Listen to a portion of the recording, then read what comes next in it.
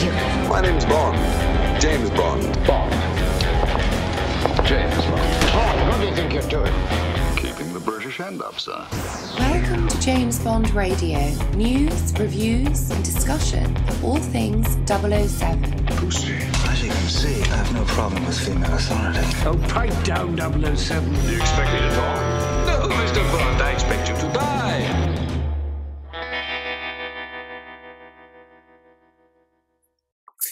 Hello and welcome to James Bond Radio. My name's Tom Sears and I'm not joined by my good buddy Chris Wright. As some of you may know who listened to last week's episode, I'm actually in Thailand at the moment. So that's why I don't sound quite as lustrous as I usually do, because I'm speaking through my normal laptop microphone rather than my hoopy-doopy expensive one, which was too heavy to put in my suitcase. So unfortunately, because of the time difference, Chris and I can only get a certain amount of time together to actually do the recording, and we just tried. And because of like broadband issues and God knows what else, it was really tricky to hold a simple conversation. So we couldn't actually record together. So I've resolved to do the intro to today's episode by myself. So for those of you that haven't already switched off in disgust, thanks for sticking with me. Because Chris will be back and he will be featuring throughout this episode. So it's just the intro and a little bit in the middle where you'll just have me. But it'll be fun, right? It's like when your mum goes away and you get left with your dad to look after you for a couple of days and everything goes ape-shitting up the wall and you get to eat pizza and ice cream all the time and all that kind of stuff. So cool stuff. Right now, what we're going to do is we're going to start off by talking about the Bond 24 news.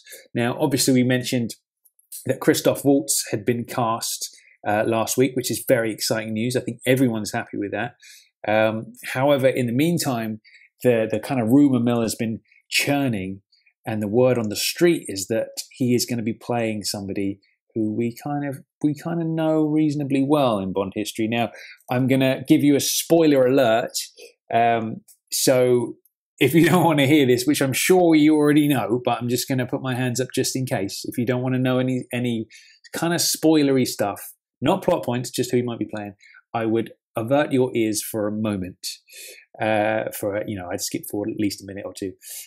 So the word on the street is that Christoph Waltz is going to be playing Ernst Stavro Blofeld. Now, if that is true, firstly, I'm going to shit my pants with excitement. And secondly, I'm just going to shit my pants with excitement again immediately afterwards, because I think that's amazing casting. And if he is playing Blofeld, which is something I've wanted since I got into Bond, I've wanted to see Blofeld come back so much. Now, with this kind of news, we've got to take it with a pinch of salt because it's far from confirmed. But by the same token, I'm in two minds whether this is true or not, and I'll tell you why. Because Christoph Waltz is obviously a big star, and if they're going to bring back Blofeld, he's going to have to be in more than one film. You wouldn't just bring him back for one movie. And I'm not sure whether I could see Christoph Waltz doing that and signing up for a multi-picture deal. I just don't know. He's very much at the top of his game, isn't he? So I don't know whether he would have the need or the desire to do that. And secondly, of course, the next movie is going to be Daniel's last. So would they bring Blofeld back at this point, considering the film after next is going to have a different dude carrying the Walther? Now, that's a funny thought, isn't it? That we've got one more movie with Daniel, so the Bond after next is going to be a different bloke. Weird. Don't know how I feel about that. Anyway, so that's the word on the street. Now, also what's been leaked is that apparently he's going to be kind of wheeled out as this kind of like what they did with Moneypenny the last time around, and they call her one thing Field Agent Eve, and she ends up being Moneypenny. So apparently they're going to announce him as playing a character called Franz Oberhauser, which if you know your Fleming, you would know that he is the son of Hans Oberhauser, which is the guy that taught Bond how to ski. Now that for me is very good news. I think that's great. Any kind of nod to the original Fleming stuff, I think is a great touch. And even if it is just that, and he is Franz Oberhauser and there's no Blofeld connection, I'll be happy with that because it's a lovely little touch. Now, there's tons and tons of Fleming stuff that hasn't been used. There really is loads of it in the novels. You've only got to look at Moonraker, for example, or You Only Live Twice, and neither of those books were kind of made. There was very tenuous links when the films were made. So there's tons of stuff in there that can be mined for different movies and stuff. So I hope to see some of that for Bond 24. But that is the word on the street, is that Christoph Waltz is the villain and he'll be playing Franz Oberhauser, and then he'll be morphing into Blofeld. So I'm excited, I tell you that. I mean, there is no better person to play Blofeld in my book than Christoph Waltz. He'll be a great choice if that is indeed true. In other Bond 24 news, Hoyt van Hoytema, who you may know as the cinematographer on Interstellar, who is also obviously doing Bond 24, he said that they're going to be shooting the film on film rather than on digital, which is what they shot Skyfall on. Now, I'm a little bit of I don't really know visually how that's going to look any different. All I know is that generally speaking, analog things like listening to vinyl is generally better than listening to them on CD or MP3. So I imagine that's probably a good thing. So I'm sure there's about 500 cinephiles that just went, what? When I said that, I didn't know the difference, but, forgive me, I don't. So Bond 24 is going to be on film rather than digital. Now, in other news, the Bond 24 crew have leaked that they're going to be shooting in Rome from the 19th of February to the 12th of March. So if you want to do a little bit of Bond on set, in action, sightseeing, make sure you get to Rome during those dates. Now, when they were filming Skyfall, I managed to find out that when they were filming on Vauxhall Bridge, or very nearby, and I found myself in London, and I managed to witness the scene where M and Tanner are driving to MI6 just before it gets blown up. So I remember walking along that street and seeing it was basically the rear half of their car. It was like chopped with a massive set of lights and the cameras kind of looking on the back seat, and they were on the back of a trailer just going backwards and forwards all for like probably an hour. And I walked up and down that stretch of road for about an hour, I'll be honest, hoping that I would get in the back of shot, which of course I wasn't, sadly. I looked very closely during that scene, obviously, and I didn't shot, so that was a waste of time. But it was fun nonetheless. I got to see some Bond being shot in action. So if you fancy a bit of that, make sure you're in Rome between the 19th of February to the 12th of March, because that's when it's all going down. And obviously, if you do go there, send us some pictures and some video, because that'd be nice. Okay, next up, the Prince Charles Cinema in central London is doing a James Bond retrospective. Now, in my book, there are very few things in life that are better than watching Bond, especially classic Bond, on the big screen. And they're going to be showing every single one from Dr. No all the way through to Skyfall in the run-up to the release of Bond 24. So if you're in and around central London, make sure you check that out and get your tickets booked. I've never been to that cinema, but I hear some very good things about it. It's supposed to be quite the experience. So make sure you check that out. That's the Prince Charles Cinema. Now, next up, Graham Rye over at 007 Magazine has released the Goldfinger Portfolio. Now, this is a kind of comprehensive, Goldfinger tomb, I suppose you would call it, that's kind of packed with exclusive photos that have never been seen before, call sheets, some of Ken Adams' kind of preliminary sketches and designs and all that kind of stuff. So it's well worth checking out. If you head over to 007magazine.com, you can see that. Now, it does carry quite the hefty price tag at £350 a shot, but it is a super limited edition and it looks really high quality stuff as well. So make sure you go and check that out, because that's well worth a look. And now, finally, in my little intro section, we had a speak pipe question come in from a long-time JBR listener, Linda Zhu. Now, I'm not going to say a word, all right? I'm not going to say a word. I'm just going to play this voicemail for you, and then we'll have a little discussion afterwards. Okay, so here's Linda Zhu, all the way from, I believe it's Canada Linda's from. So, yeah, let's have a listen to what Linda has to say. Hey, guys, it's Linda. Just a quick question for you two. Across all 23 films, what do you consider to be the single worst moment in the entire series? My pick would have to be the tsunami windsurfing sequence from Die Another Day, because it's just terrible and awful and vomit-inducing. But anyway, that's all for now. Cheers. Okay, now, I think it's going to come as no surprise when I say that Linda hit that right on the head for me.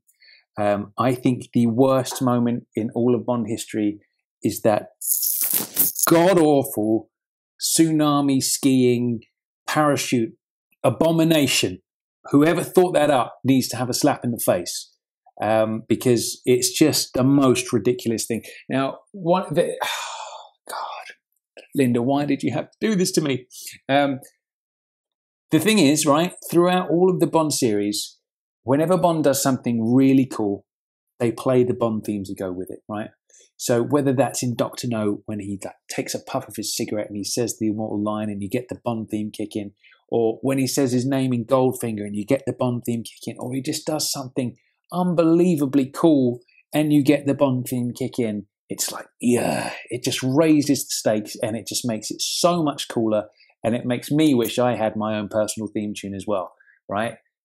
However, in Die Another Day, when he does the tsunami surfing thing, they play the Bond theme, which makes it infinitely more ridiculous.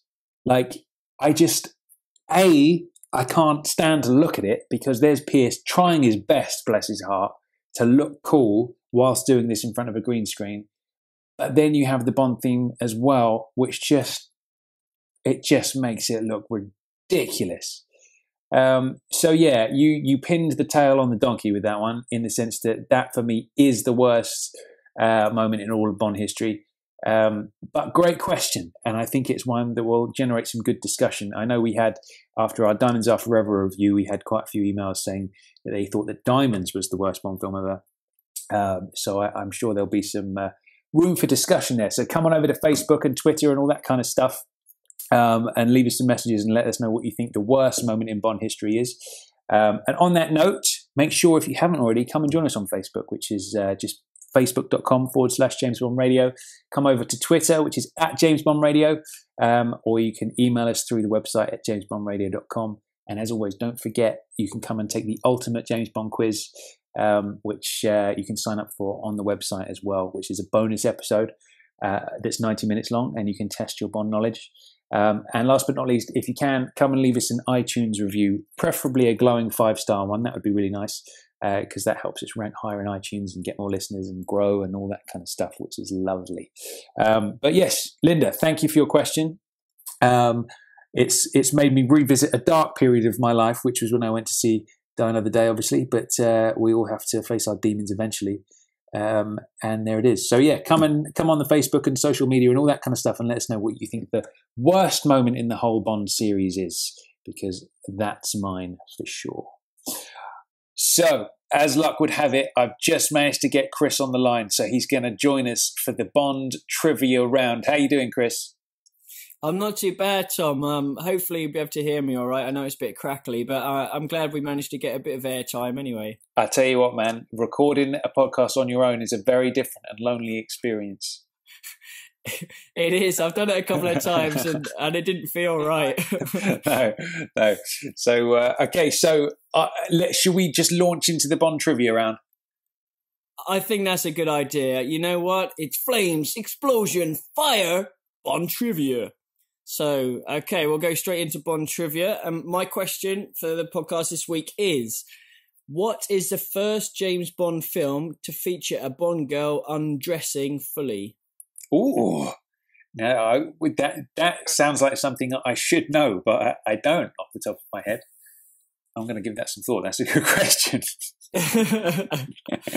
And what about you? Do you have a trivia question for me? My question of the day is, which Hollywood film star had a one-line role in Tomorrow Never Dies before they became famous? And you get a bonus point if you can remember what that line was. Ooh, okay. How do you feel about that? Hollywood film star before they were famous in Tomorrow Never Dies. Exactly, and they had one line. And that's I want to know who. One. I'll have to have a good think about that one too. Yeah, so I want to know who that is, and if you can remember the line that they say, you get a bonus point. So we're going to basically skip forward to the first kind of segment in today's episode, which is an interview with JBR listener Matthew Grice. Now, we had Casper Ingalls on the show last time, giving us a report of the From Sweden with Love event. Now, Matthew was lucky enough to go along to the South London Book Festival, where Steve Cole, who we all know is the new author of the Young Bond series, obviously Shoot to Kill came out recently, and he did a reading there and all that kind of stuff, and Matthew went along. So this is Matthew's on-location report for the Shoot to Kill event. So this is Chris in conversation with Matthew Grice. Okay, so our next on-the-spot location reporter for James Bond Radio is Matthew Grice, and he recently attended a reading, an extract reading of the recent new Young Bond novel, Shoot to Kill. So, nice to meet you, Matthew. Hello. Pleasure to be on the show. Now, you've been sort of a JBR listener for quite a while now. I remember you having some sort of Facebook comments and some pretty good quotes recently as well, like going back quite a long time. So it's always nice to have some of the sort of original listeners coming on and giving their 2 cents. So obviously you're a massive Bond fan, as all sort of pretty cool people are. I don't know, some people say they're cool, some people say they're geeky, but I'm going to go with cool today. Yeah. So how did you sort of get into Bond initially? I mean, have you been a Bond fan your whole life pretty much, or what's the story behind that? What got me into Bond was when I was 11, back in 1997, and when I was introduced to GoldenEye 64 for the Nintendo. I sort of, when I was younger, I knew who James Bond was, and I knew what the films were. Well, then I kind of got hooked onto the game. And then my parents asked me what I wanted for Christmas, and I says I like the GoldenEye film on video, and they seemed a bit surprised. So I received the video, and then since then it's just opened up some sort of massive obsession, really. And so for you, is Pierce kind of your Bond then, would you say, or? I would say so, but I'm going to say that Daniel Craig's the best so far. I was bought to Pierce Brosnan, but I think Craig, what he's doing is a fantastic job because he's sticking close to the characters in the novel. You know, there's a lot more down to the Fleming character. So Pierce Brosnan, I was sort of bought up in his era. Yeah. Really. And did you sort of, once you saw GoldenEye, did you then pretty much see all the films as they were coming out in the cinema and try and get all the videos and DVDs, or? I mean, Tomorrow Never Dies, that was the first Bond film I went to see in the pictures, and that just fucking blew me away, really. It was just, you know, like David Arnold's score, that just overwhelmed me. It's a brilliant score, that one. It is, and then basically, it was Tomorrow Never Dies, The War's Not Enough, Die Another Day. And then all the Bond films since then. But in between, I mean, after I got GoldenEye on video, I then slowly received all the rest of the videos as gifts, you know, for birthdays and Christmases and stuff, really. Yeah. And then I just started collecting Bond memorabilia as well. Excellent. So, yeah. And now the obsession is there. Yeah, pretty much. Just very quickly before we go on about the event, obviously we just mentioned soundtracks there. Now, there's something that we're trying to get out to our audience, which obviously is something that you came up with, which is the For Your Ears Only idea. So can you tell us a bit about that and what that is about? Well, basically, For Your Ears Only is an online petition that I've set up through Facebook, and it's basically to try and get as many people, many James Bond fans, John Barry fans, David Arnold fans, to sign this petition, which I'll eventually then send off to Eon Productions and try and encourage them and persuade them to re-release all of the official soundtracks, because sadly some of the soundtracks aren't complete, and there is a lot of great music cues which is heard in the film but just isn't on the CDs. So my cause is really to try and persuade Eon really to release the full soundtrack collection. I mean, there is a For Your Ears Only page on Facebook which is dedicated pretty much to the unreleased music of Bond. So if you just, you know, sort of sign in on there and check the page out, you'll come across a lot of cues which are from the film but aren't actually on the CDs. So it's just a case of putting For Your Eyes Only into Facebook and it will automatically come up? Yes, yes. All being well. If there's any problems, just contact me and I'll divert you to the page and to the petition. But I mean, many thanks to the JBR listeners who have already signed it. But for those who haven't, please, you know, sign it and just try and, you know, make the dream come true with having all official Bond soundtracks complete and heard how the way they should be. I mean, I completely agree. This is something that I've been thinking about for a long, long time. I'm a huge fan of listening to the music, and especially if you're on a car journey or in the bath or whatever, you listen to the theme. It's putting you in the film, and you're watching it again, even though you're just listening to the music. I tend to sometimes have the James Bond music or scores blasting out in the car, and I tend to, sort of almost go off the road and then drive dangerously. Yeah. So that's not quite wise.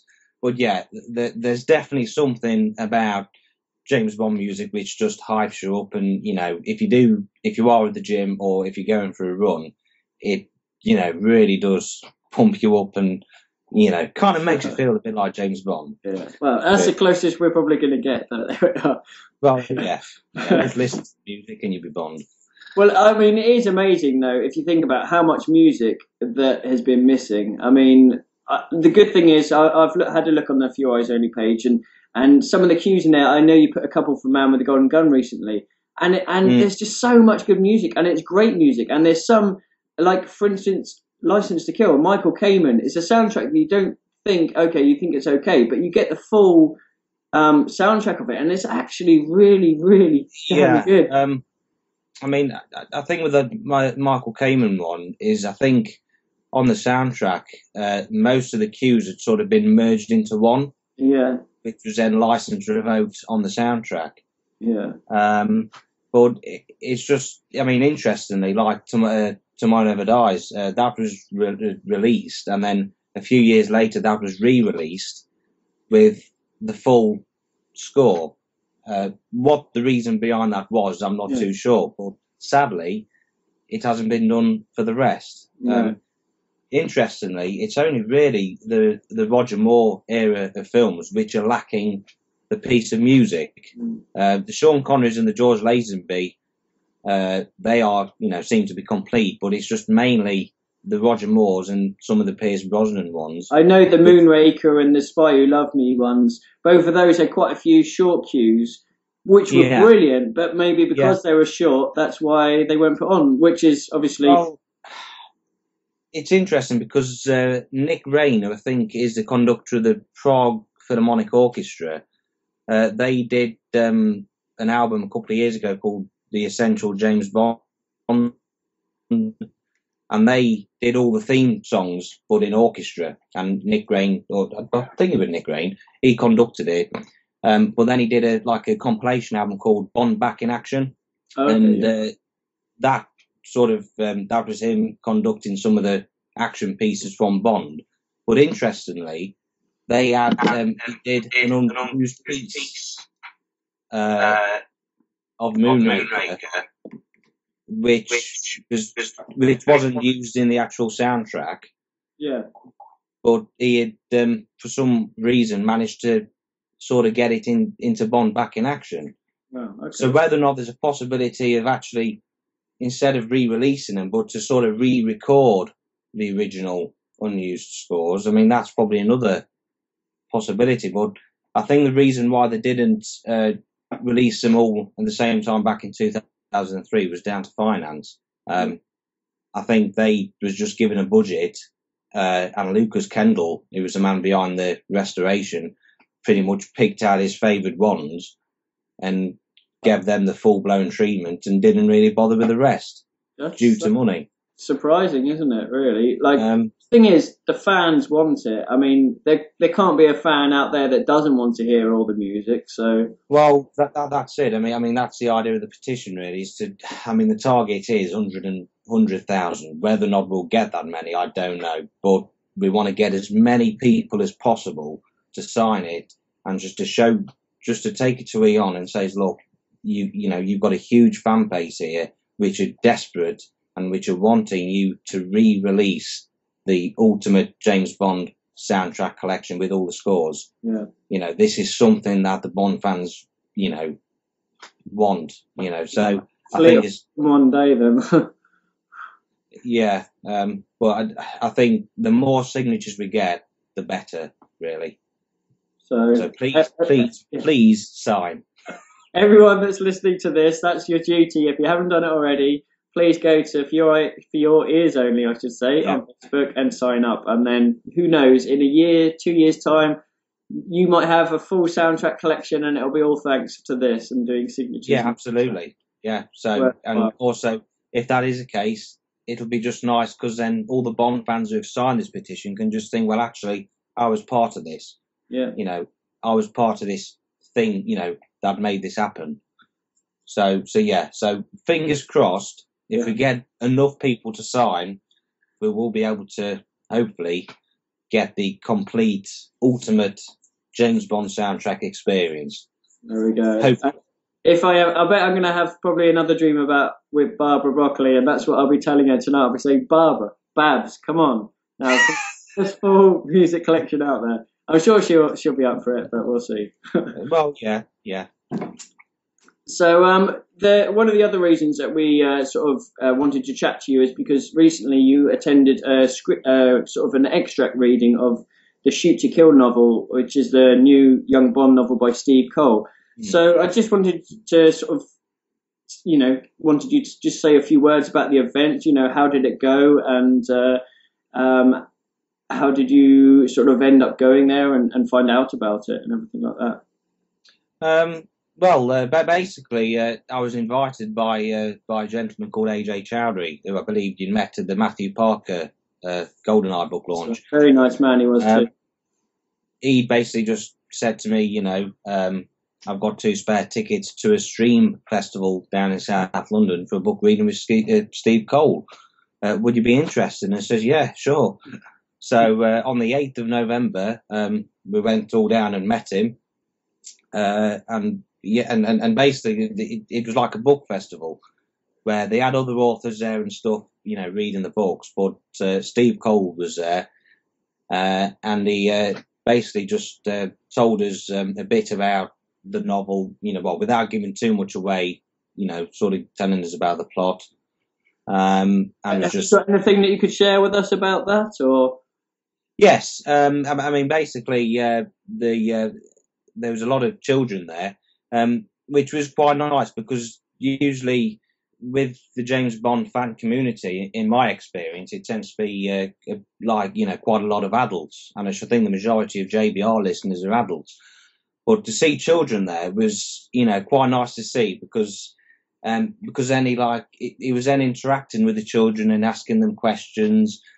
He then was asking, you know, who is James Bond? And this one child put her hand up and said, you know, he's a secret agent.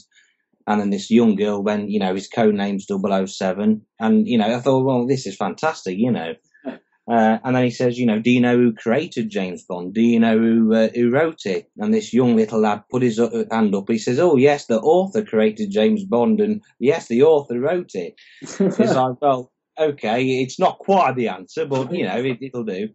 But to sort of actually kind of see the kids get involved and answer the questions was, pretty much of a buzz, really, because it was either, well, they've either been doing the homework or they just generally know who James Bond is. And I probably keep forgetting how big an impact James Bond is on people. You know, it's probably, an household name.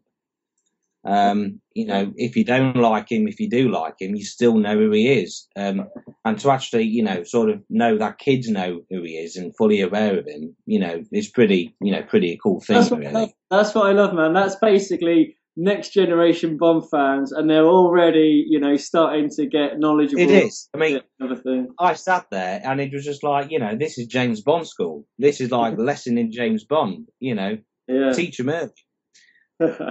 And did he sort of give her a bit of history into Ian Fleming and that sort of side of things, or? Yes, he was saying basically how Ian Fleming was obviously a naval intelligence officer during the war, and that the character of James Bond could well be a mirror image of Ian Fleming. But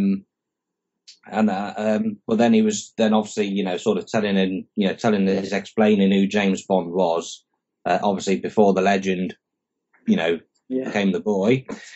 And then, he was just telling us how he'd, sort of, and I say, without giving too much away, he kind of explained a bit about the story and how the way it followed on from where Higson had left off. So is it a direct sort of sequel to By Royal Command, the last Higson book, or? Well, in all honesty, I haven't yet read it. Right. Okay. But I will do, and I have heard good reports. But with what I gather, I think it is, yes, because in the last Higson novel, By Royal Command, James Bond gets expelled from Eton. That's right, yeah.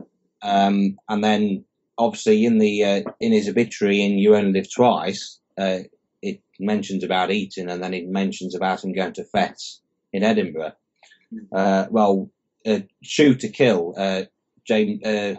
I don't know if he is actually in Fetch yet, but he is at Dartington Hall, which is down Devon, I think. Okay. Yeah, the specialist school down in Devon or something, is it? Yeah, and then he goes on there, and then they go on a trip to Hollywood.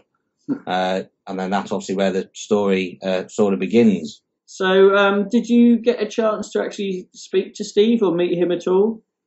Yes, I met him because afterwards, I think AJ, I think he got like a private party booked, and I was sort of part of the party. Yeah. And after he did the reading, we did have journalists from London taking photographs and stuff. Whether or not we've appeared in any newspapers, I don't know. We'll find you somewhere. Yeah, but yeah, I mean, like after the event, we went down and Steve was actually doing a book signing as well. So it is. So I did buy the book, and I did. Did you get it to? There it is. Sign it. Very good. I like the way on the top it's got Matthew as if you've signed it yourself, and then Steve signed it underneath. No, Steve signed all of it. Yeah. Well, yeah, I mean, I did, while signing, I did say to him, could he sort of give us any detail on the next Bond book? And he says, well, it is at the moment in the planning process. Okay, I was going to see if he had started writing, so he's sort of his ideas. I should imagine that, I think with the Higson books, I think they release them every year. Yeah, that's right, yeah. So I think they'll probably do the same again. Which will be interesting because because then maybe next year you'll probably get the Young Bond novel and then you get the Anthony Arowitz continuation novel at the same time. Yeah, that's true. That's true. So and you might get Bond 24 the film around the same time as well. Oh God, it'd be like Bond Fest. It'll be Christmas Bond fans. It'll be amazing. So yeah, 2015 will be a big year. Yeah. I thought 2012 would have been a big year, but I think 2015 is going to be another big year. It's going to be huge. So, well, it's been fascinating sort of hearing about obviously the Steve Cole event, and brilliant to let the audience hear a bit more about the Fioris Only, because I think that's super important.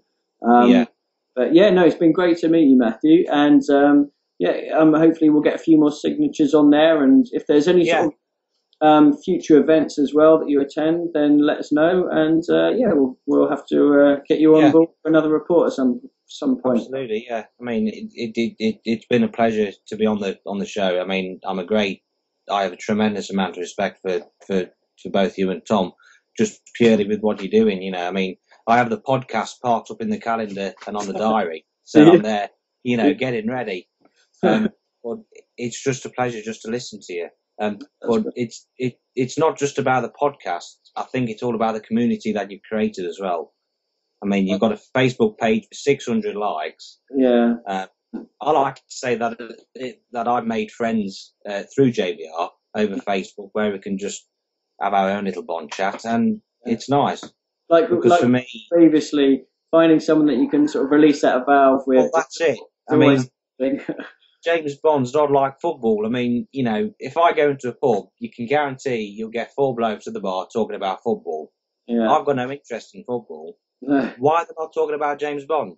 You know, I mean, how cool would it be to go into a pub where instead of watching football, watching a James Bond film, and just for them cheering, It'd probably be like a martini bar as opposed to a pub, and there'll be everyone dressed up. But we'll have a big JBR party at some point and get everyone together. Well, that's it. Yeah. But yeah, I mean, I think I mean, with the community of JBR, it's just nice just to release that bell, because I find it's quite rare to come across somebody who likes Bond just as much as I do.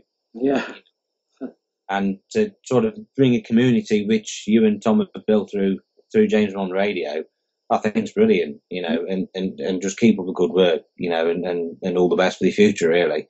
Excellent. Well, we'll certainly try. Fingers crossed it keeps going and keeps growing, and we'll see. Yeah. We'll go from here. Yeah, absolutely. Well, yeah. Thanks again, Matthew. It's been great to have you on board, and keep listening, and we'll speak to you again soon. Yeah. Okay. Brilliant. Okay. Cheers.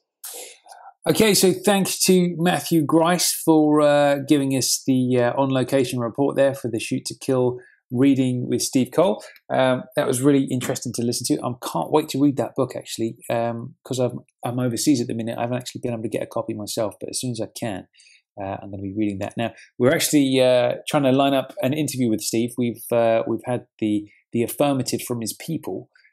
We just have to kind of get a date in the bag that we can chat to him and have a young Bond, Steve Cole, Shoot to Kill episode. So that'll be coming up as soon as we can kind of pin down a date, which will be really nice. But yeah, he's got some big shoes to fill after Charlie Higson's 5 books. But from what I hear, the word on the street is he's done a very good job. So I'm excited to read those books that he comes out with. Now, as a side note, if you haven't read any Young Bond yet, just put all your fears aside and do it, because I tell you why. I was very, very anti-Young Bond when it first came out, when Charlie's first book came out. And then I actually read Silverfin and I was like, actually, this is great. And it's really good and it's done really well. It's not none of that James Bond Jr. shenanigans. It's like true to the central kind of Fleming idea, and it's in that timeline and everything. And I think they're amazing. So yeah, definitely, if you haven't read any of those yet, get stuck in with some Young Bond, because they're bloody great. Okay, so what we're going to be doing for the rest of the episode is the second part of our Sean Connery retrospective. Obviously, we started that off last time, and we're going to conclude it today. Now, I am somewhat heavy-hearted to say goodbye to Sean. Obviously, we've already reviewed Never Say Never Again, so the whole Connery section of Bond is now done for us. But at the same time, I'm really excited to get into some Roger. It's going to be great to revisit his movies, and obviously that'll be coming up very soon. So as a continuation from last week's episode, we're going to just cut back now, and we're going to go back to our part 2 of our Sean Connery retrospective. So here it is.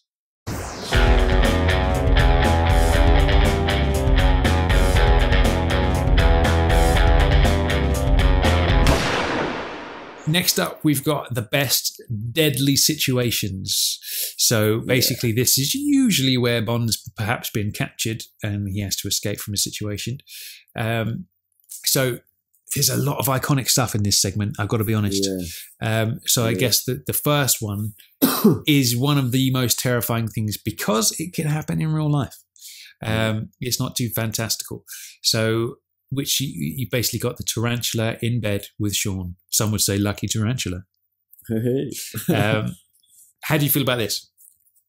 I mean, for the film, I think it is an iconic scene, isn't it? Because it's the first sort of, I know the Three Blind Men kind of tried to assassinate him, but they didn't. But this is the first time that Bond's in, serious danger peril here. Yeah. Serious peril, exactly. And the fact that you can see his face, that he's crapping himself, isn't he? Sweating and everything. And it's a great scene. Obviously, Professor Dent has sort of put it there to try and get him. And at the time, you do think, it could get him. He could be bitten and stuff. And I think it doesn't stand the test of time compared to some of the later films, I should say. And there is the sheet of glass, which is evident in parts of it. Yeah. But that aside, I still think it's a great sort of I think it's a great one. I think it's definitely like an iconic scene. Like people remember this stuff, and I think it's one of those things. It's like everybody's worst nightmare, isn't it? Nobody likes spiders, especially big, hairy-legged, thick ones. So I think it's nice. But obviously, in the book, remember it was a poisonous centipede that crawls up on his face and goes around his nose and all that kind of stuff. And I think going for a spider instead was probably a better move. It's more of a striking image along the scene as well. Indeed, isn't it is. Yeah, like, well done, Monty Norman. So I think as a deadly situation, it is up there. It's a memorable one. Next up, we've got the poisonous blade battle with Kleb. So, what do you think about this?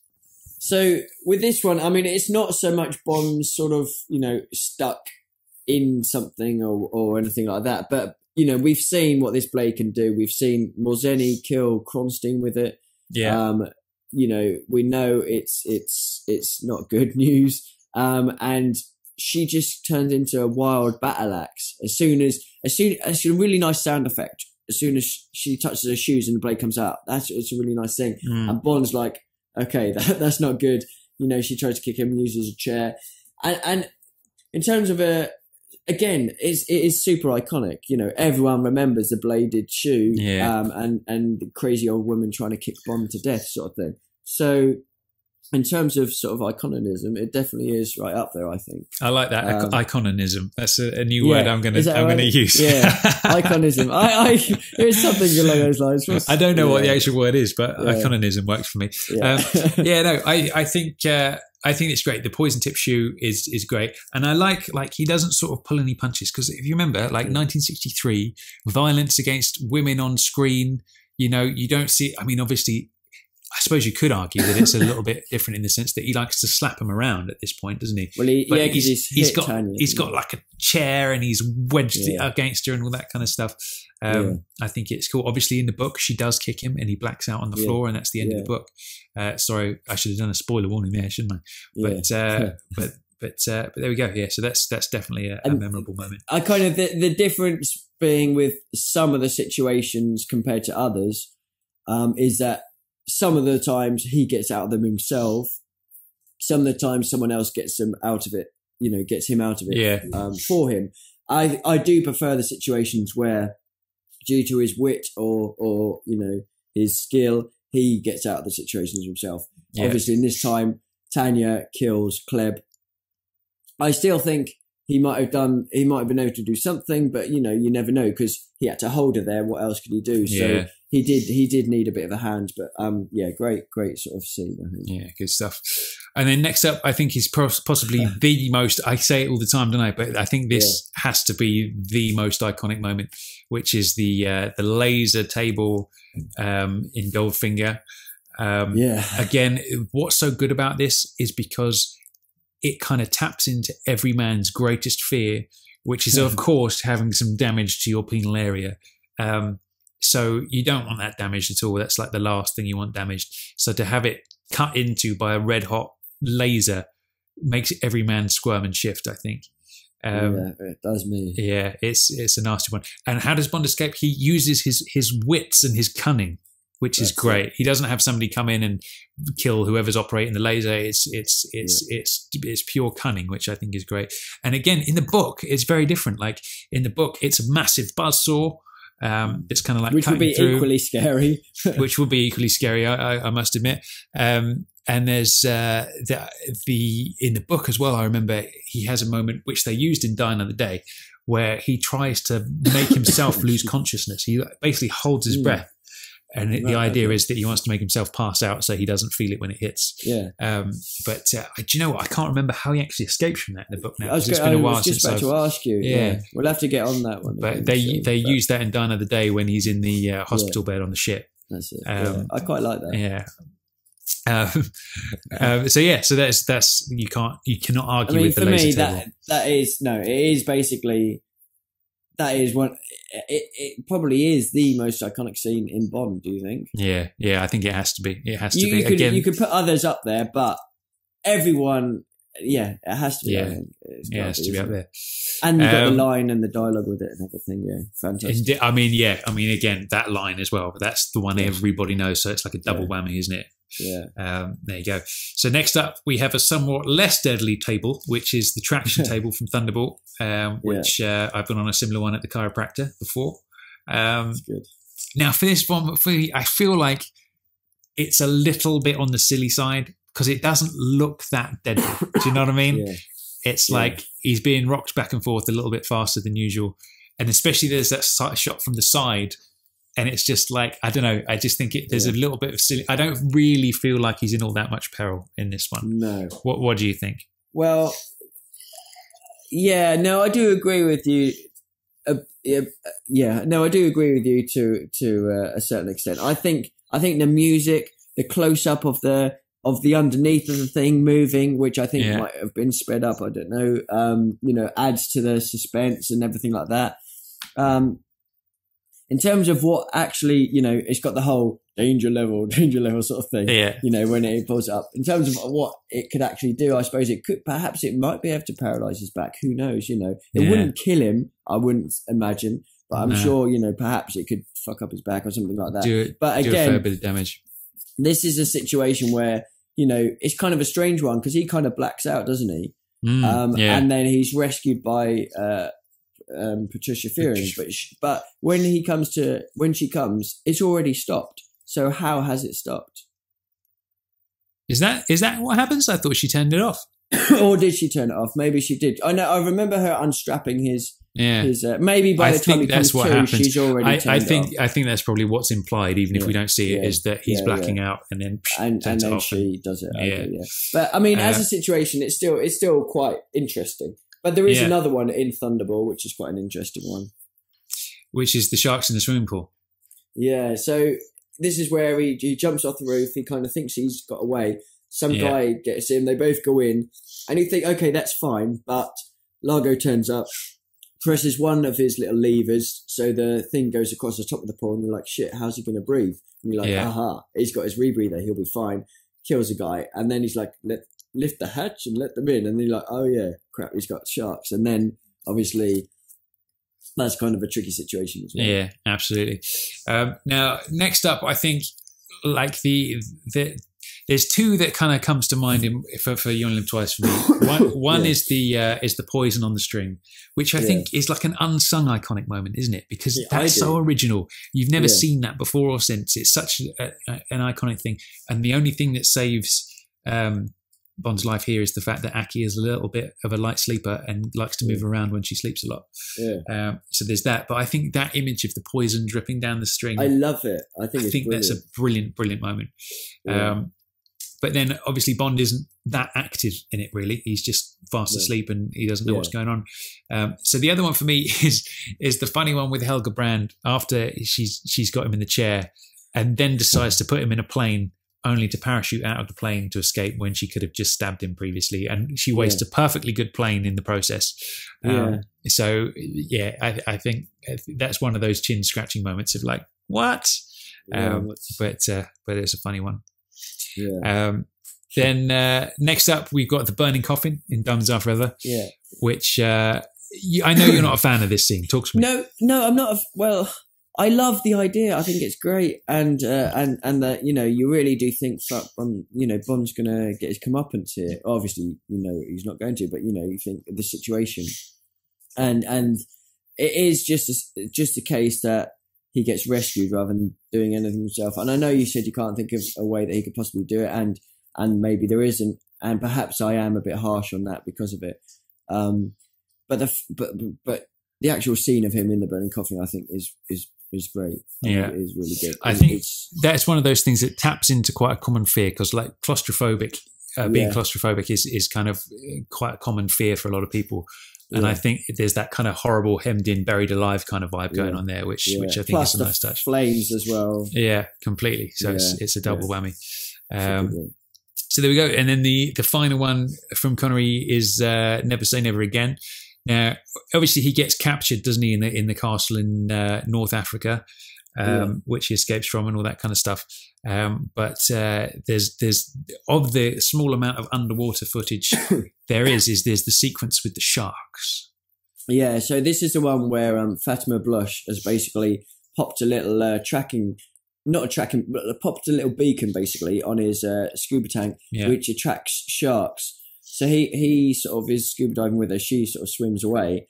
He sort of looks around, and suddenly a shark's swimming for him, and then there's another one, and then basically he goes into this sort of shipwreck, I think it is, and he's got sharks coming from all angles that are attracted to this beacon, which is strange. I don't know if there's such a thing would ever work or not, but that whole setup is quite interesting, just because you're like, well, you've got sharks coming from everywhere. How's he going to get out?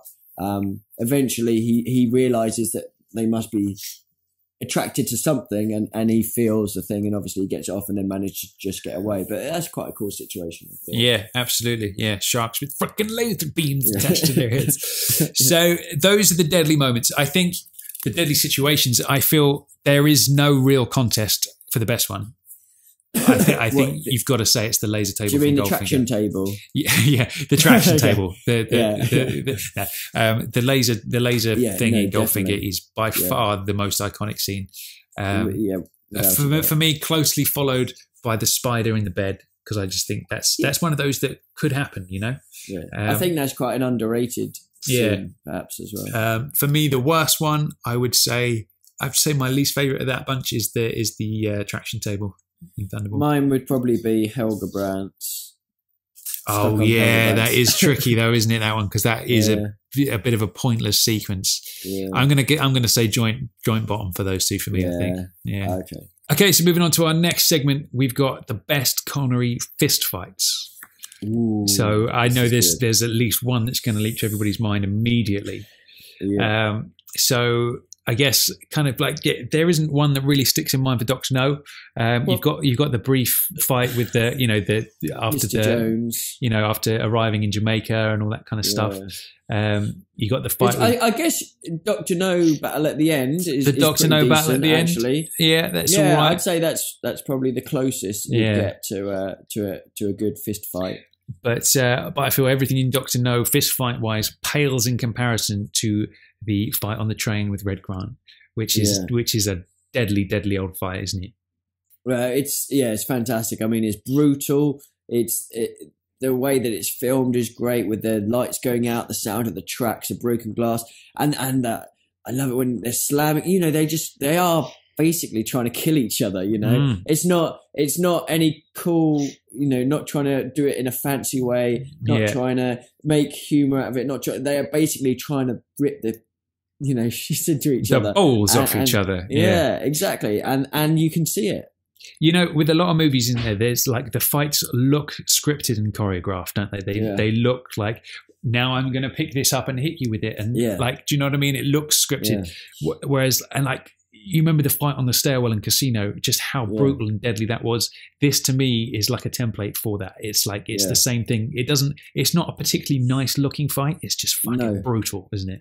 But they just try and like, it's not just punches either. There's lots of stuff going on. There's like wrestling holds. There's like slamming. There's kicks. I like the old move of pulling the jacket round over the shoulders as well. That movement. Pull your jacket down so you can't move your arms. Yeah, that's a nice one.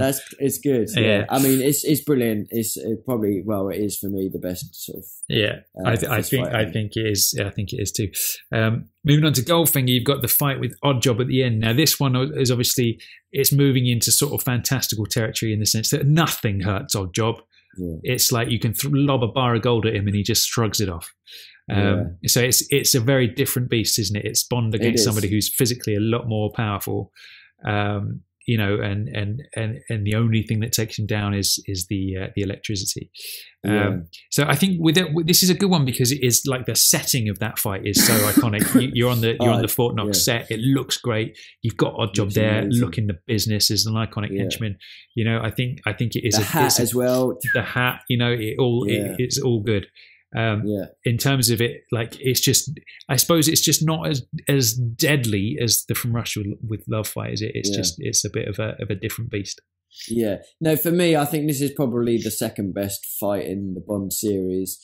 Like in terms of, just because you don't think, like, it is completely different. You just don't see how Bond is going to beat this guy. Yeah. He's not strong enough to do it. He doesn't know martial arts anywhere near as good as this guy. Like, he's trying to use his wits with certain things, but that's not working either until obviously at the very end. And like you said, the setting is gorgeous. Yeah. Like, I mean, it is probably one of the most iconic fights. Yeah. In the whole series. Brilliant. Definitely. Next up, one of my favourites, Jacques Bouvard in Thunderball, Man in the Dress. Yeah, this one for me, as I said before, it kind of just it's all right. It just falls a bit flat for me in the sense that all that kind of sped up footage. It's sort of this for me kind of, I don't know. It's just like it just doesn't quite do it for me. What do you think? Do you think? I mean, I actually don't mind this, and I actually quite like it a lot. Do you think if it was done in real time and if it looked normal, but the same fight was I think, do you know what? place? Because there's the thing like when they're hitting each other with the pokers from the fire and stuff, and I don't know. Just to me, the performance of it just isn't quite there. That bit, you're right, actually. That bit with the poker almost seems a bit like choreographed, where he goes to hit and he kicks him and he goes down. That bit does look a little bit, I do agree with like that, there's a lot that sort of feels choreographed, like there's the rug and stuff and the tripping over. It kind of, I don't know, it just doesn't quite match up to me for that one. But I definitely say it's nowhere near the previous two, but I still quite like it. I still think it's a good one. Next up, we've got the big sumo dude in You Only Live Twice.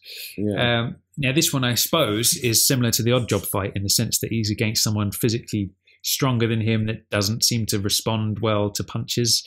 Not that anybody does, but doesn't respond at all, really, to being punched. Again, I don't know. The thing for me with this one is I think Connery is like a sweaty mess in this scene, isn't he? He's obviously a little bit out of shape, and the whole picking up sofas and throwing them at each other. That's a strange one, isn't it? He picks up a sofa and he sort of jams him with it like 4 or 5 times, and you think the guy would have realised and just sidestepped it or something. In the end, he just grabs it and chucks it anyway. But that was a bit strange.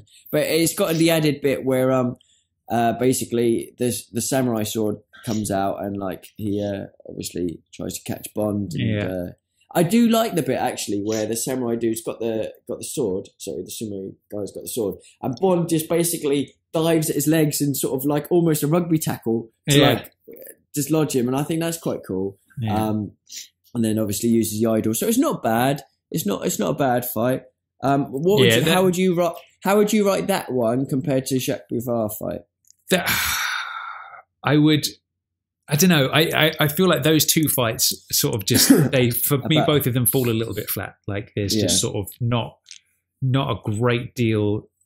I don't think they're particularly memorable fights. You know, it's like against Odd Job, very memorable, especially the way he's dispatched Red Grant, really memorable. These two, they don't really stick out for me as anything particularly special. But there we go. Moving on to Peter Franks. Now, I think from the Connery movies, this is the closest thing we've got to the Red Grant fight, haven't we? The fight in the lift. Trying to, I'd say. Yeah, I feel like this is a retread of that. It's like it's very similar in that sense. I just think it's not really as good. Yeah, no, I completely agree. Obviously, we reviewed this one recently, and it's all right. The bit in the lift is, there's a couple of things going on. The cut glass, like we said, they're holding Bond down when they're going up to the sort of bit of concrete and stuff like that. And then when it gets out of the lift, it's all a bit strange. It's okay, but again, it's not brilliant. It's not brilliant. The early Connery fights are definitely the better ones. Definitely up there.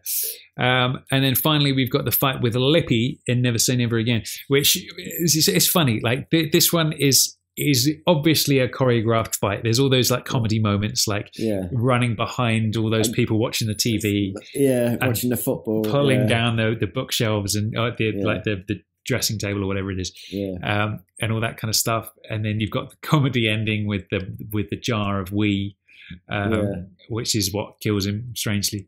Well, it sort of goes into his eyes and then he falls back into of course he does, a cabinet, and he's got all those glass things sticking in him, hasn't he? Yeah, completely. For me, I love this fight. I think it's fantastic. I love that sort of whip thing that he has and the sound that makes. Yeah. It's just deadly. It cuts through everything. And he's a big guy, and Bond, and you see Bond working out. Is that the only time we see Bond working out? Skyfall, I suppose you see him doing that. Oh yeah, Skyfall obviously does. Yeah, Skyfall obviously does. But yeah, we see him, and then he sort of uses the weight against him, and there's a lot going on in this fight.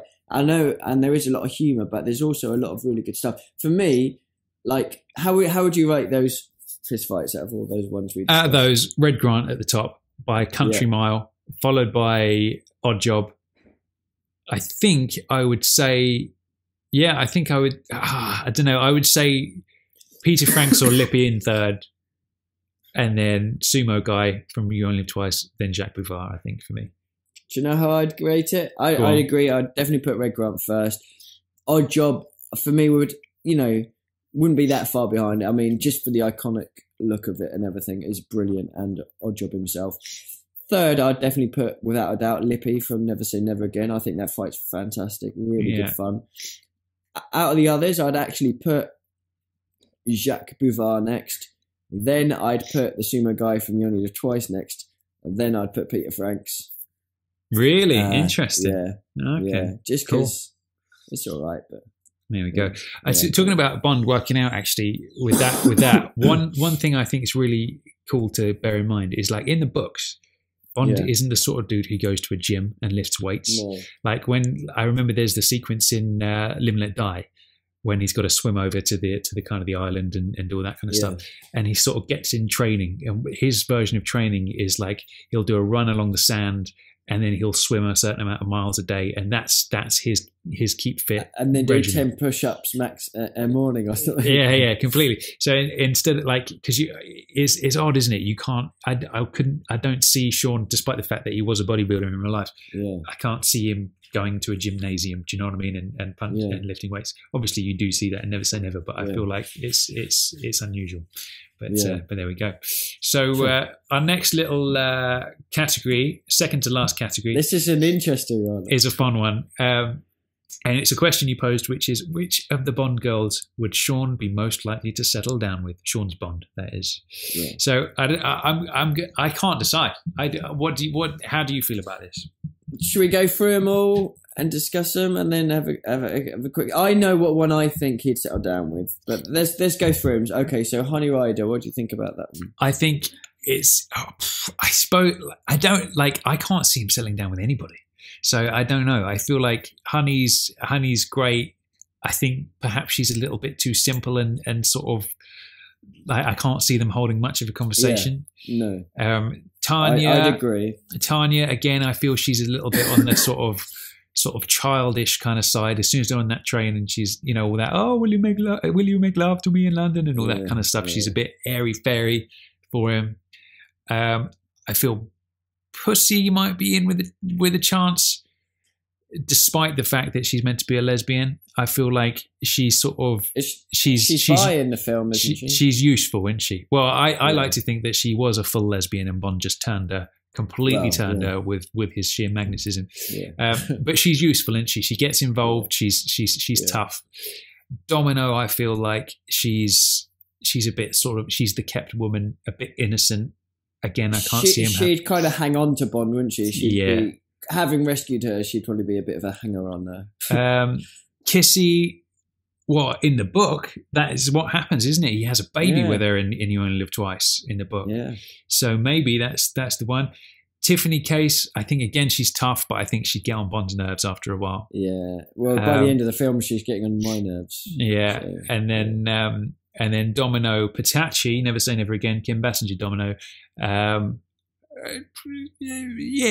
think so. I don't know. I'm not sure about that one. I think the age gap would have been pretty big for that one. It might have been a problem, but good on Sean for pulling that one off. Yeah, too right. So go on, give me your thoughts. Well, I think without a doubt it would be Pussy galore. I think the chemistry between the Sean Bond and Pussy was brilliant. I think the respect they had for each other was fantastic. I just think if he was going to settle down with anyone, it would be Pussy galore. I think after Diamonds, if there wasn't another Bond, he would have called up Pussy and say, "Hey, Pussy, what are you up to?" There you go. Then hooked up and gone parachuting again or something. But anyway, that's just my opinion. But that's kind of what I think. No, I agree with you there. I think that's probably the most likely one of the lot. She can hold her own. She's an independent woman. It's good. Yeah. So our final kind of category in the Connery roundup is the coolest Connery moments. Now, there are so many of them. There are so many of them. But as we kind of like whittle it down, we've tried to stick to two a film, haven't we? Yeah. So opening up, what have we got first? Well, we've probably got, which could be arguably the most coolest moment in the whole of the Bond series, is obviously when we first see Bond in the casino, in Le Cercle, in Les Ambassadeurs, playing Baccarat, and it is just the epitome of cool. That scene, you will never see a cooler cinema incarnation of anyone than that particular scene. Yeah, it just doesn't happen. Yeah, completely. I think that's it, isn't it? It's just the way he looks, like he doesn't even have to do anything. He's just sitting there smoking a cigarette, and he looks and sounds the business. So you've got that, and then you've got, as we previously mentioned, the killing of Professor Dent. Again, like a completely different type of cool. It's like whoa, deadly. Like it's pretty. It's like a real snapshot of the Fleming Bond and how cold-hearted he is, which I think is a great moment. And it's the setup as well. How he gets there. And he puts the cushions together. He puts some music on. He pours some glass. He sets the scene. Yeah. He does a pillow in the bed trick, the 3-pillow trick. In the bed, and he's calculated. He's thought about everything. And Cooley is playing solitaire, just waiting for the moment. And obviously, when Dent gets there, it's brilliant. But great bit there. Lovely. Great bit. Next up, we've got. I think. There's two moments in this one. I think for me, one of the coolest moments is after the gypsy camp fight and the two girls, the gypsy girl fight, and the way they're just delivered to him in the caravan to do what he wants with it in the night, and just the reaction, like the surprise. There he is, kind of getting cleaned up, and the big gypsy man brings the two of them in, and he's like, "Well, this might take a while," and 1963, and just brilliant. I think that's for me probably one of the coolest moments in that movie. What do you think? Yeah, no, I love that bit as well. Funny enough, as soon as you started speaking, I remembered you like that. But it is good. He's like, Favre said for you to decide, so decide. Yeah, and he's going to have some fun over the next few days, aren't you? So. The actual gypsy fight itself, I thought he was pretty cool as well, just because it's the first time that we see him go above everyone else in terms of an action scene. So I know we mentioned it when we reviewed from Russia, but basically, the Bulgars are against the gypsies, and he's just taken out a Bulgar here, taking another one out there, throwing a knife here, pushing that guy in, and he's just not being affected by anything but, causing a lot of mayhem. And I thought that was quite cool. But probably one of my favourite moments in the whole film is Bond dodging a helicopter, which for me gets nowhere near enough credit as a stunt and as a crazy balls out thing to do. Yeah. Because it happens for real. There's no CGI. There's no wire work. It's an actual helicopter and Bond. Yeah. And we're talking pretty bloody close, so I just love that bit. Well, it's funny, isn't it? Because a lot of people might say that was stolen from North by Northwest with that whole scene with the idea was. So the idea's there, but I think I suppose so. That was the nucleus of it, but in terms of the actual execution of it, like the way he's kind of hunkers down below that rock. Yeah. We should try and find that rock one day. Like it's in Scotland somewhere. We'll find it. And it, assembles his little rifle and takes him down. I think it's great. It's a good one. Yeah, it's really good. It's really good. Now, next up, again, it doesn't get better than this. It really doesn't. Which is obviously pre-titles to Goldfinger, taking off the dry suit.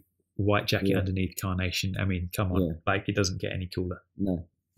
I mean, that and Bond Casino and Dr. No, the two coolest scenes in cinema history. It is just so. There isn't a better word to describe than cool, unless you could accept super cool, but that just sounds wrong. So we're going to stay with cool. Yeah, it is just so good. It's brilliant. And then the second moment for Goldfinger is the whole golf sequence.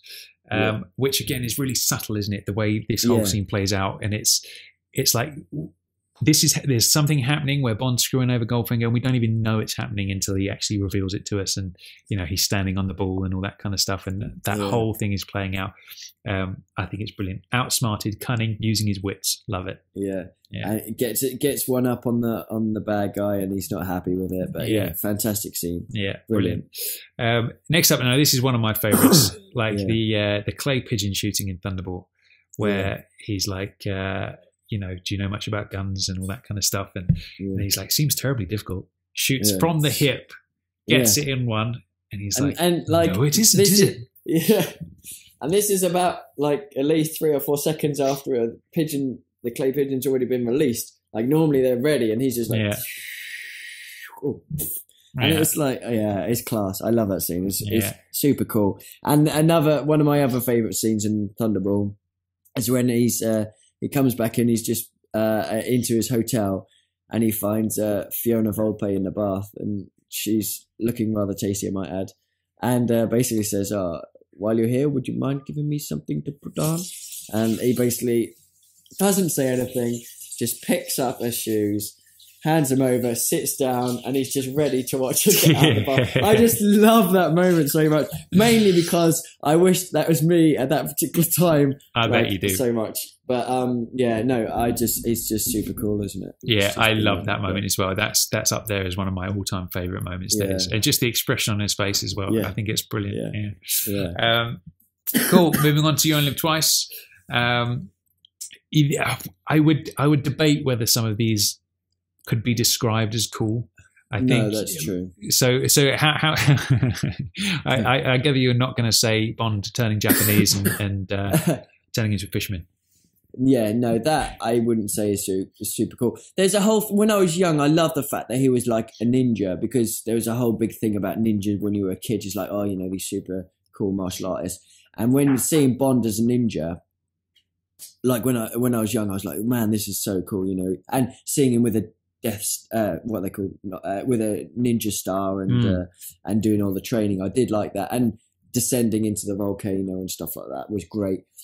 I think that becomes more so as the older you get, perhaps. I don't know why, I'm not sure why that is, but I still think it's still got something about it though, just the fact that Bond's trained to be a ninja. I still think that's pretty cool. Ninjas are always cool. There's no getting away from it. No, not at all. So that's quite a good one. There we go. So moving on to Diamonds. Now these, I do. There's a lot of cool moments in Diamonds. I've got to be honest. Now, I think for me, one of my favorite moments is the whole on top of the lift in Vegas, getting his little piton gun out and having a swing dangle around. I think that's great. I really enjoy that moment. Yeah, for me, I think that shows him at his most cool when he's on top of the lift, and is probably his most balls out thing that he does when he's climbing outside the hotel. So and as they go back to back, I think that's a really, really cool scene. Although it's not really, well, it's kind of a cool scene. It's basically when Bond's trapped in the pipe. He's in his dinner jacket. He looks cool. And they open the manhole. He comes out and he just the throwaway quip about his rat. It's not Connery, Goldfinger, Dr. No level, but there's still something about it that it raises a smile, doesn't it? Yeah, exactly. Yeah, so that's not too bad. Good stuff. And then finally, we've got what has to be one of my favourite moments in all of them, which is in Never Say Never Again. Funnily enough, which is where he gives the cigar case to the bouncer, tells him it's a gyroscopic bomb. If it's going to move, it's going to explode, and just leaves the guy in the cupboard, just like petrified. I think that's such a genius moment. I love it, and I think it rivals any of the Eon Bond moments like that. I think it's great. I do completely as well. It's whoever came up with it. It's it's so effective. It's clever. It's funny. And when he comes back to him, you see the guy's been holding it for like hours or whatever. It's fantastic. It's definitely one of the coolest moments in that film. He just grabs it out of his hand and walks away. I think it's brilliant. There is. I do like the bit as well. There's another cool bit where basically he's been chased down by Fatima Blush, and they're in this sort of weird. It's kind of like it must be some sort of shipping sort of cellar or something. Basically, there's like a mast, so there's something to do that. But it's like it's in a building in the dock building or something, and basically she's about to kill Bond, and she sort of says to him, she wants him to write that making love to Fatima was the greatest pleasure of your life, and like he's under gunpoint. She's a nutter. She's one of my favourite femme fatales in the series. She's brilliant. She's an absolute nutter, and he's just like, he just plays it so cool the way that he is in that scene. Again, it's not really classic iconic cool, but he still exudes calmness under that sort of situation. Calmness under pressure, coolness under pressure. Yeah, completely. Exactly. So this is going to be a very difficult one for me to choose a best and worst. I don't think I can. I think Bond in the Casino, Dr. No, removing the dry suit to reveal the white jacket and the carnation. And I think the gyroscopic bomb in Never Say Never Again, that's got to be my 3 favourite moments out of that list.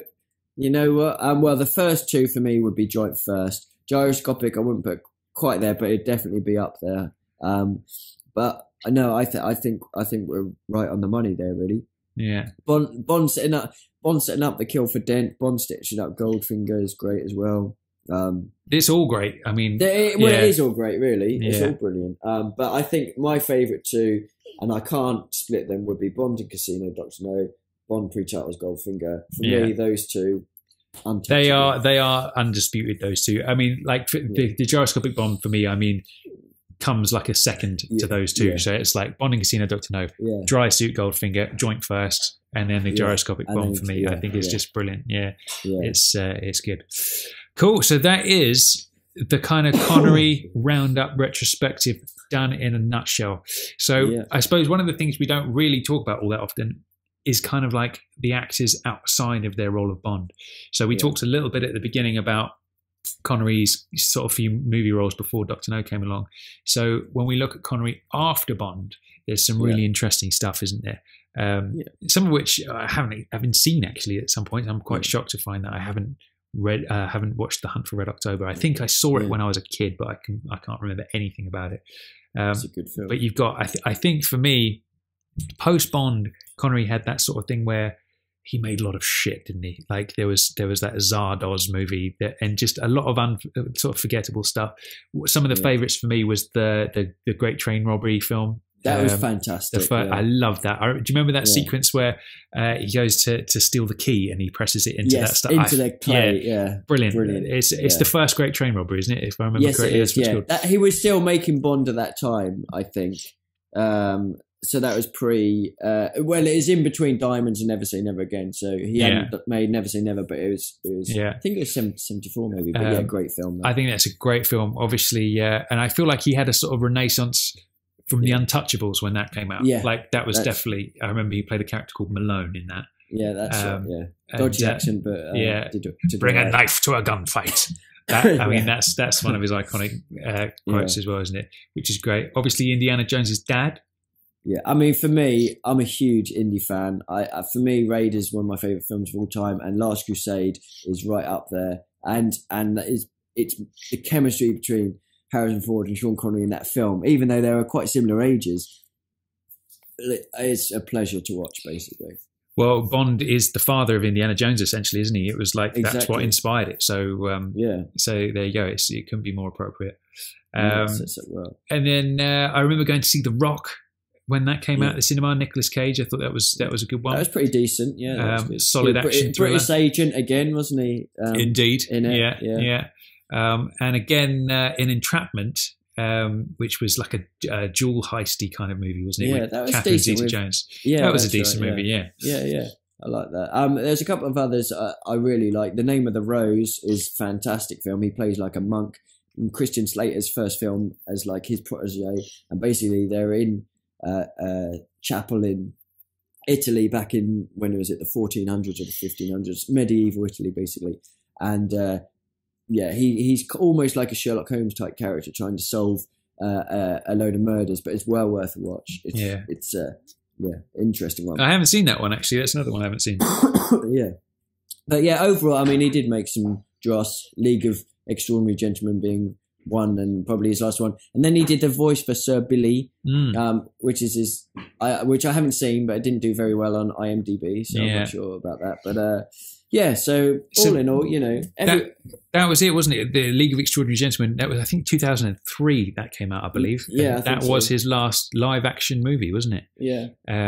Obviously, worth the mention is that PlayStation game of From Russia with Love that he voiced Bond. How that happened, right. I don't even know how that would be the last thing I think he would do. So he sort of pops up from time to time doing little bits of voice stuff, but he's kind of firmly in retirement, isn't he? I guess. I mean, he's knocking on now, so I guess he's earned the right to just chill the fuck out and do whatever he wants. Playing golf every day in the Bahamas. Okay, so that rounds up our Connery retrospective chit-chat, banter, exploration. So I'm going to pass the question over to you, Chris, and ask you the ultimate question, which is, what do you think of Mr. Connery, and is he the best James Bond or not? I'd say he's all right. Yeah, passable. Just all right. He's passable. You know, he's it was a job, wasn't it? Really? Yeah. No, he's. I mean, absolutely immense. He was a Bond that I grew up on, even though I obviously grew up in the 80s because watching it on video and stuff like that. But for me, I think he'll always be the Bond, I think, for untold amounts of reasons. But just the fact that I think he is the coolest motherfucker that has ever walked on this planet, and that shows in his films. Obviously, the way that you got to look at Bond as well is, okay, I know we've mentioned this before, but do you look at his whole, his whole sort of tenure as Bond, perhaps including Never Say Never Again as well, and do you say, okay, well, he's done some good ones, he's done a couple that are not so good. In other words, he was pretty damn good, but certain things let it go? Or do you say, right, I'm looking at him on the casino table in Dr. No, I'm looking at him in the pre-titles of Goldfinger, and that is him at his peak, and that is just unbeatable. Which way do you take it, sort of thing? It is a tricky one, right? I think ultimately Connery is the ultimate benchmark for all Bond, right? If you look at all the other actors, they're all great, and I love them all. I do. I love them like their family. Children. Like children, almost. Yeah, exactly. But there's that you can't help but relate them back to the original Sean Connery. Like, for example, you'll look at Pierce and you will say, amazing with the ladies, good with the one-liners, he looked great, but did he have that real, like, deadly sort of vibe about him that Connery had? Probably not. Yeah. You look at Roger and, you would probably say similar things. You look at George and you say, well, he definitely had the physicality. He might have even been more physical than Sean, but did he just have that X Factor vibe that Sean did? You look at Daniel and you say, well, he's definitely the most physical Bond by far, but is he that smooth? Does he have that real smoothness that Sean would have had? Like, so you have to just compare them all. And Tim as well. It's like, and Tim as well. Great Bond, but he didn't quite have the humour or the throwaway lines as well as Connery. So every other Bond is brilliant in their own right, is superb, but Connery ticks every single box. He does, doesn't he? That's the thing. Every single box of Bond. There isn't any box that goes unticked with Connery. And if you measure every other actor against those boxes, there'll be one box for each other Bond actor which doesn't get a tick. And Connery's is across the board. And I think that is the difference. You're absolutely right there. You're absolutely right. There is just no comparison. He is just the ultimate portrayal on screen of Bond. Now, a lot of people would say, wouldn't they? They would like, well, there's definite it's closer to Fleming's Bond portrayals and all that kind of stuff. A lot of people say Timothy was the closest to Fleming and all that kind of business, which is fair enough. But I suppose in terms of what we're talking about, let's look at the on-screen Bond, who was the best. And I feel that Sean is there's just no real arguing with that statement, I don't think. It is actually, honestly, that clear. It's everyone's got their passions, everyone's got and it's the other question as well. It's like, is your favourite Bond and your best Bond the same thing? Because some people grow up with a Bond, Rog, whatever, it's their favourite Bond, but perhaps in there, they still know, okay, he's not the best. He's my favourite, but he's not the best. Yeah. Sean is the one that you could say is the best, and he is that one, isn't he? And I feel probably all of the actors themselves would probably agree with that statement as well. Wouldn't they? Of course they would. Yeah, I know. like whoever's the current Bond, everyone else says, "Oh, he's the best Bond," because that's what you do. Yeah. But if Bond, well, it's never going to finish. Bond will be eternal. But if it ever did, and that question was asked, it would be Connery. Yeah. But rightly so, you know. I think that's the thing as well. It's like when a new Bond comes out, for example, you usually, I mean, I remember they said it for Pierce. Pierce is the best Bond since Connery. And I remember then Daniel came out, he's the best Bond since Connery. And that just tends to happen. And it's, you know, that's all well and good. But again, I think one of the key things you've got to take into account is the passing of time, in the sense that, you know, Skyfall is obviously the most successful Bond film ever. But, you know, 50 years down the line, are we going to look back at Skyfall in the same way that we look at Goldfinger and Dr. No and From Russia with Love and Thunderball? You know, I don't know. And we won't know until that time. My gut feeling tells me probably not. I think it's just, you know, those first 4 Bond movies in particular, there's just something magical about them that will never be beaten. I would like them to be beaten, but I don't think they ever will be. No, I don't think. Well, they couldn't be beaten. I think perhaps Casino drew level. On Her Majesty's, obviously, we love that, and that drew level. But as you know, those 4 immense. But also not. You know, the others have a lot going for him as well. I think, just hands down, Connery. He did well. Nice. He's just the man, isn't he? Well done, Connors. Lovely. Well done. Yeah.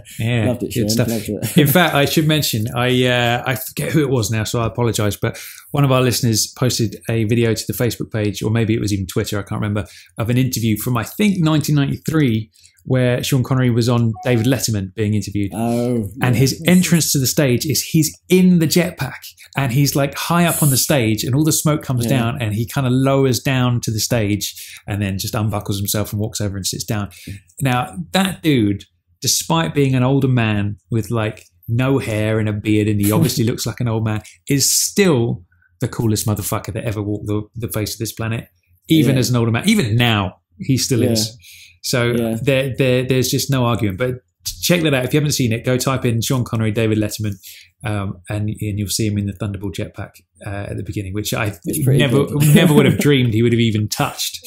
But but it was a nice little touch. I liked it a lot. Yeah. Good stuff. So that's the end of our 2-part Sean Connery retrospective. How do you feel about it? Do you know what? I'm a bit sad in the fact that I'm going to miss Sean. It has been strange because while we've been doing these podcasts, I watch Bond films quite a lot. I can't get enough of them. But I maybe just a little bit, yeah. But you know, the other day, even last week, I was like, oh, I just want to watch a Bond, and I was thinking, what will I watch? Funny, Moonraker came to mind. I was like, I'd like to watch that, but I said to myself, no. I'm not going any Bond film that we haven't yet reviewed. I'm not going to watch until after that sort of or you know, around that time. So obviously until we review them. But it's almost like, you know, it's not fair. Yeah. But that's kind of what I'm doing. And like the ones that we've seen, obviously I can watch them again, although we've seen quite recently. But it's going to be the fact that Casino Royale is so freaking far away.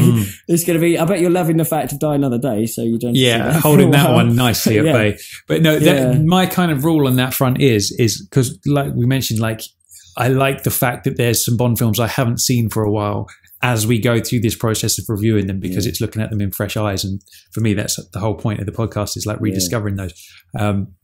So my kind of rule is with that is I will only watch ones that are way in the future, like for us to get around to reviewing. So you do watch Die Another Day then? So I don't. I really don't. But like the last one I watched, I rewatched Skyfall recently. Did you? Okay, great. And that kind of thing. So, you know, if it's like longer than, you know, probably a year into the future of our reviews, then I'll still happily watch it. Well, maybe I should do that then, because Skyfall is quite far away. Yeah, it is indeed. Yeah. Okay, I'll see how long I can last. Good stuff. All right, cool. Okay, so there it is. That's the end of our Connery coverage for James Bond Radio. There he is. He's tucked up and he's put into bed. And there it is. So what I'd love you guys to do is head on over to our social media and let us know what you think about Connery's portrayal of Bond, what your best and worst moments are and all that kind of stuff, and join in the conversation. because there's much fun to be had with that. So, in the absence of Chris, I'm going to be in charge of Bond facts this week. So I'm gonna rock out the theme tune. Here it comes. Ready? Bond facts. Sadly, Chris isn't around to add flames, explosions, fire. So I'll just do it myself there and then. But it's Bond facts time. I'm making myself laugh, even though I'm by myself. That's probably a little bit crazy. Anyway, so Bond facts time. Number 1, Sean Connery took dancing lessons for 11 years, and his teacher was a Swedish instructor called Jat Malmgren, who also taught Pierce Brosnan, Michael Fassbender, and Tom Hardy. Now, those are 2 names quite synonymous with being touted around as the next James Bond, Fassbender and Hardy. So wouldn't that be a wonderful little thing if one of them did end up being Bond after Daniel? That would be a little bit of a thing. So we'd have to, from then on, keep our eye on this Jat Malmgren fella for any time he teaches people to dance, because they might end up being Bond. Anyway, I digress. Number 2, Sean Connery was voted Sexiest Man of the Century in 1999's People magazine.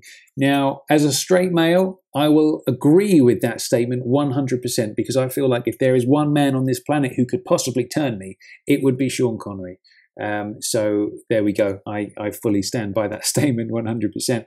Bond fact number 3, Sean was the recipient of the 22nd Annual Kennedy Center Honors for Lifetime Contribution to Arts and Culture, presented by former President Bill Clinton in Washington, D.C.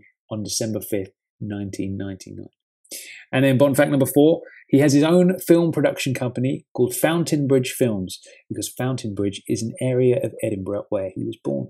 And our final Bond fact of the day, that in March 2003, he declared that he would not return home to Scotland until it was declared an independent country. And he still believes that this can happen in his lifetime.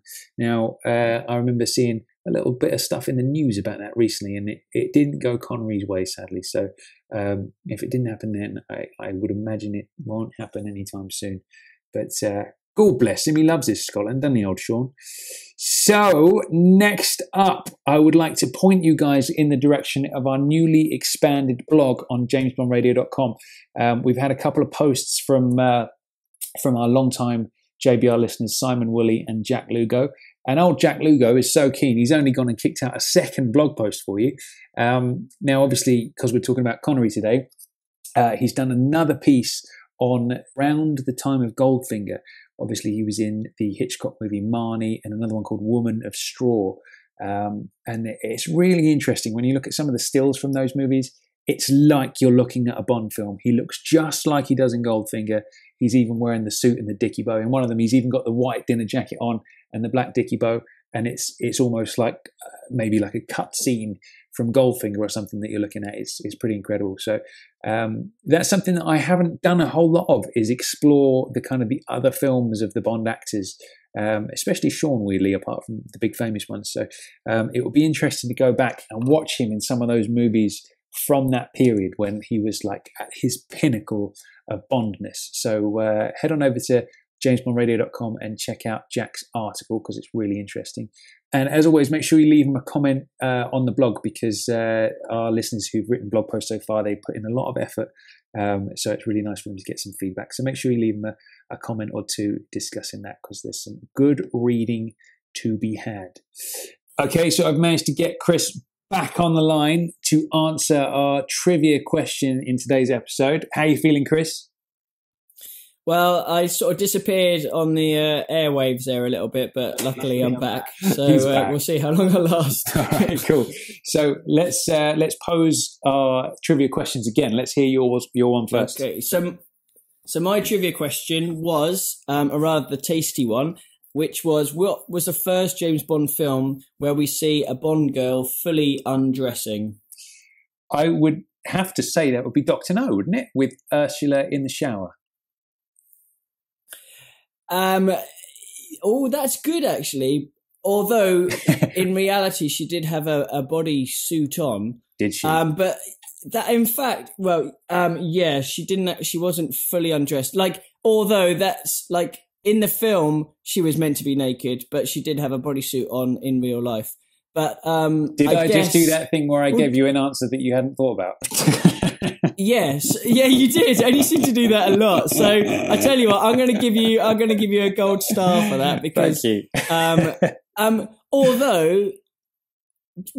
Did she undress herself or did someone undress her? I can't remember. I think she must have undressed herself. I think she must have. She must have undressed herself. So I'm going to say you're ahead of me on this one. So you get a gold star. Thanks, man. So my trivia is just out the window. So my answer was going to be Molly Peters in Thunderball in the steam room where she goes in with Sean and then you see her take off her robe and then you see her take off her knickers as well. So maybe what I should have said is in what Bond film do you see a woman remove her underwear? Okay. But obviously I didn't say that and you got it right, so that's fantastic.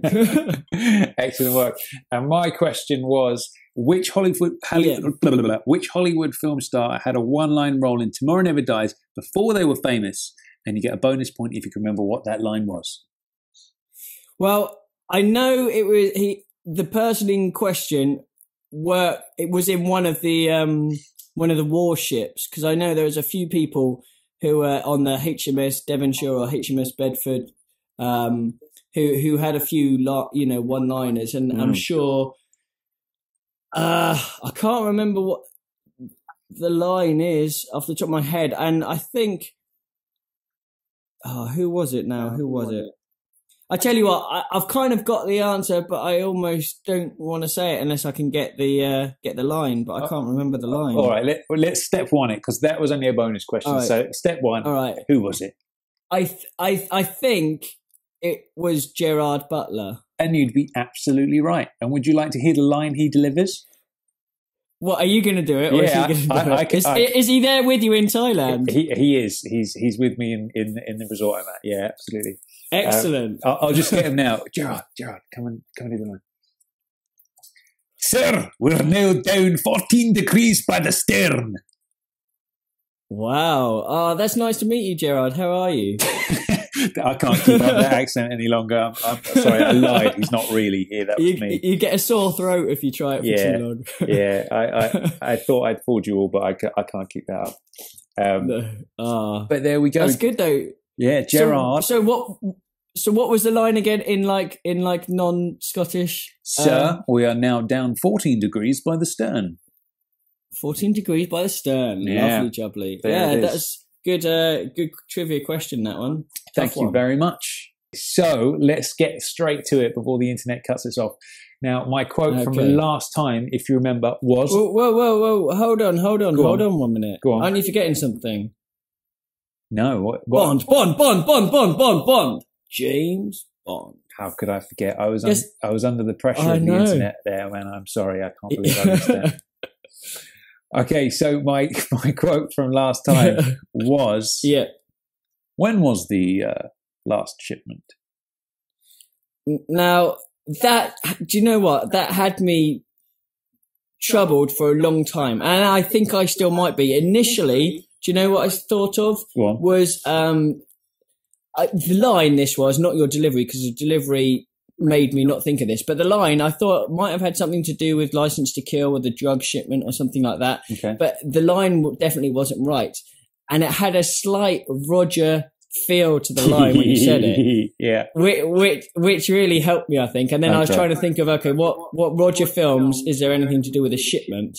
And it took me a while, but I think I twigged it, if I am correct. Okay. And it's from Man with a Golden Gun, when he's speaking to Lazar, the gunsmith, and he's asking about the shipment of golden bullets to Scaramanga. He's only gone and done it. Oh, well done, my friend. I thought I was going to get you that time. And do you know what? I purposefully toned down my Rogerness so you wouldn't immediately get it. Your Rogerness. Well, I think that must have been what it is, because when you said it again, the Roger definitely helped. Did it come through a little bit more? I was trying to tone it down just to get you off the scent a little bit. Good work, man. That's really impressive that you got that one. But that one took me a while, though, to get that one. That one wasn't an easy one by any means. So, tough one. Okay, so my new quote for this week. Now, well, I'll just go ahead and do it, shall I? Let's do it. Here we go. Okay, my new quote for this podcast is, "Oh, A surprise! Oh, man. I know that. What is that? That's another one you've got me with that I know, but I'm not sure what it is yet. It wasn't very good. Shall I try it again? Yeah, let's have it again. Okay. Okay, here we go. Oh, a surprise! Ah, that's going to bug the shit out of me now. I'm not going to be able to sleep now because of that. Sorry, dude. That's a good one. That is a good one. It's always the ones that get me are the ones that I know, but I can't quite put my finger on, and that's definitely one of those. Now, to finish up today's episode, we've got a few more segments. We've got the answer to last week's listener quote from David West, so I'm going to play that again for you now. I'm happiest in the saddle.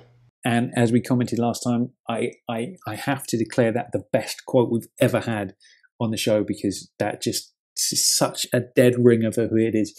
Now, obviously, I think we all know by now that is Max Zorin, which is obviously from A View to a Kill. But I think that quote is just so close. The performance is so close to Christopher Walken himself.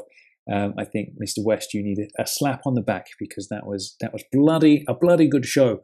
Now, we've got a new quote this week coming in from long-time JBL listener Warren Ringham, who's obviously, as you would know if you've listened to us for a while, the band leader of the Bond tribute band Cue the Music.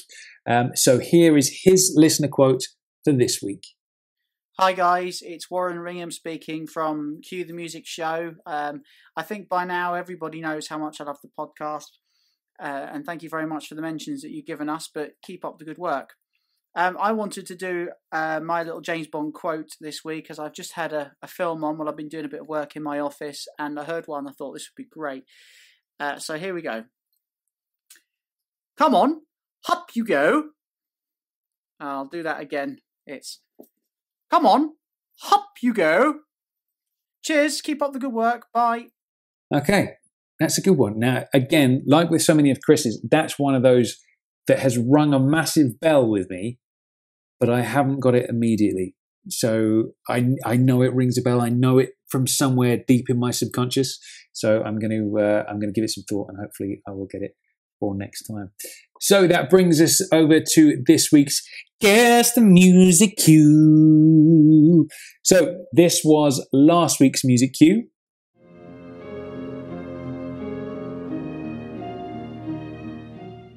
Okay, and the answer to last week's Guess the Music Cue was the Moonraker Shuttle Hijack. That's the little sequence where we get that music. So well done if you got that. Now, this week's Guess the Music Cue is this.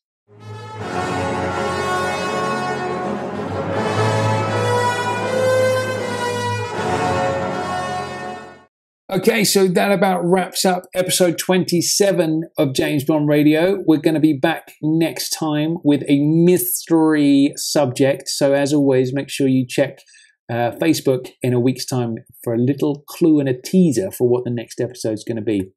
Now, as I previously mentioned, I'm over in Thailand at the moment, and I can't seem to go anywhere without being hassled by small Thai boys trying to offer me wooden elephants, which does get annoying after a while. So I've resolved to push them all in the nearest river, which is always good fun. So next time I'm going to be here again. So hopefully we can work out any technical issues and get Chris back on, and we can record as normal. And then after that I'll be back home, so everything will be back to normal after that, and I'll be able to use my nice microphone again and sound more viscous than I do this week. So sorry if I sound a little bit thin and tinny. I hope I've not offended your ears with my shoddy little Apple microphone.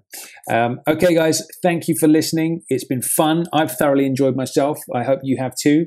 And make sure you tune in 2 weeks when James Bond Radio will return with a mystery subject. I've been Tom Sears, and there's now an empty spot where Chris usually says something, and I thought I'd fill it with some random banter. And we'll see you next time on James Bond Radio. Thank you for listening. Goodbye.